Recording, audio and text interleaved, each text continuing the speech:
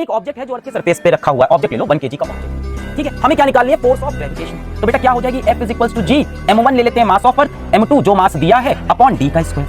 अब इस मास और अर्थ के सेंटर के बीच का डिस्टेंस किसके बराबर? लगभग रेडियस के बराबर। ये डिस्टेंस तो कुछ होगा ही नहीं, मीटर्स में होगा, ये बहुत बड़ा डिस्टेंस होगा, ठीक। तो क्या मैं लिख सकता हूं G into mass of earth और जो मास दिया है अपॉन r का स्क्वायर। d किसके बराबर हो गया? r के। वैल्यू रखना स्टार्ट करते हैं। G की वैल्यू 6.67 10 की पावर -11, अर्थ का मास दिया है 6 इंटू 10 टू द पावर 24, जो मास हमें लेना है वो 1 kg का, अपॉन अर्थ का रेडियस दिया है 6.4 इंटू 10 की पावर 6 का होल स्क्वायर। अब भाई इसकी कैलकुलेशन अब देख, पूरी दुनिया ऐसे ही निकालेगी, पर तू मास्टर का स्टूडेंट है, ये सब लिख दियो, इसके बाद कोचे में आना, ऐसे एकदम साइड में आना, दिमाग लगा।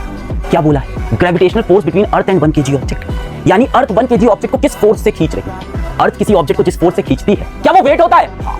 तो क्या मैं चुपके से साइड में वेट निकाल दूं? m इंटू जी।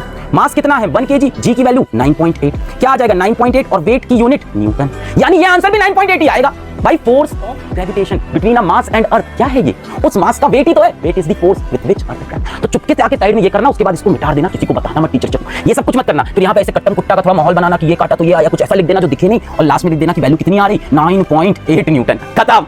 बताना मत किसी को मास्टर की